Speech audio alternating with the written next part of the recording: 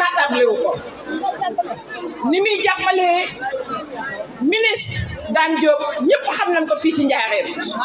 defe naa léegi député Sadio Diakhaté wax na ko bu Dame Diop amoon ay Pape Modou Fall yu bëri kenn waxatu ko fii ci Njaareem donc may profiter di ko sant di ko gërëm di ko encourager di wax ni rafetlu naa taxawaayam ci wetu ministre Dame Diop maa ngi leen di ñaanal yàlla seen ànd bi yàgg te yàlla di leen may ay ndam yu bëree bëri di nuyu madame Fall di invité d'honneur ak invité d'honneur yi mu àndal yëpp di nuyu invité yi fi nekk yëpp di jéggalu ci sëriñ bi moom laa waroon jiite te maa ngi koy nuyu bu baax di ko ziar di ko yóbbante nuyoo si sama sëriñ boobu di sëñ Askanje itam may nuyu nag soxna yi fi toog di wax macha allah kontaan naa si seen taxawaay nee naa bi ma ñëwee Diourbel ba seeti jigéen ñi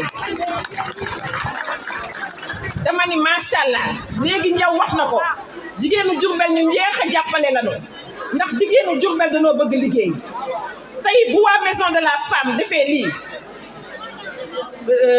ñëw ni dañuy sargal jigéen ñi ci weeru mars bii nga xam ne jigéen ñi ñoo ko moom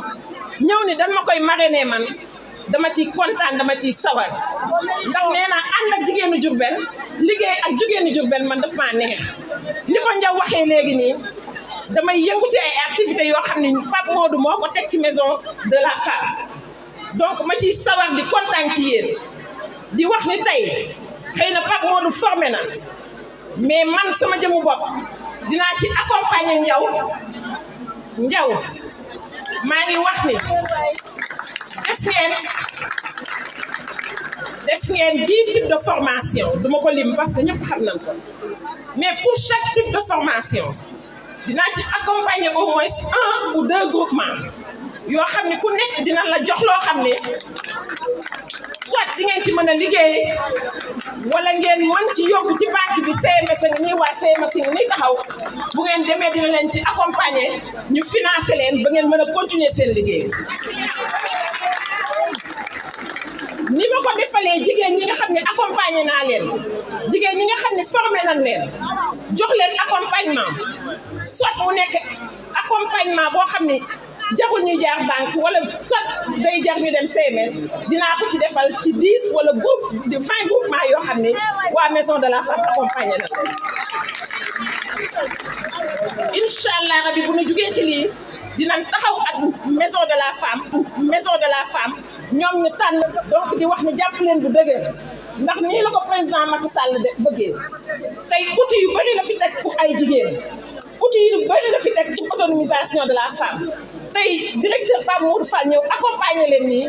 ñun dañ ciy sawar indi accompagnement financier pour certains te xam naa ni du ñu yem foofu bu soobee yàlla dinañ ci wax ak ministre Dame Diop nun ko gën a mën a yaatalee ànd ci ak directeur Pape Modou Fall dinañ ko gën a monsieur la di sant si sa équipe bi nekk maison de la femme entrepreneur ndax choix bi munoon nañ ko porter ci keneen comme ni ko Njaw waxee léegi rek ñu ngi ko war a jox bëri na fii ci Diourbel tey ñu tànn ma sama personne ni madame Diop lañ koy marrainer donc dama leen di sant bu baax a baax di leen gërëm di leen ñaanal bonne continuation di wax ni sachez que maa ngi seen wet maa ngi si wetu Dame Diop incha allah rabbi maa ngi ci wetu jigéenu Njaareem yi incha allah rabbi dinañ àndandoo liggéey autonomisation de la femme bii ñu bëgg fii ci Diourbel dinañ ko def bu soobee yàlla donc dinañ àndandoo liggéey ba li ñu bëgg fii ci Njaareem ñu am ko incha allah rabbi maa ngi sant ñëpp di gërëm ñëpp di sant directeur Pape Modou madame Fall maa ngi lay nuyu bu baax a baax monsieur le préfet madame le député merci beaucoup.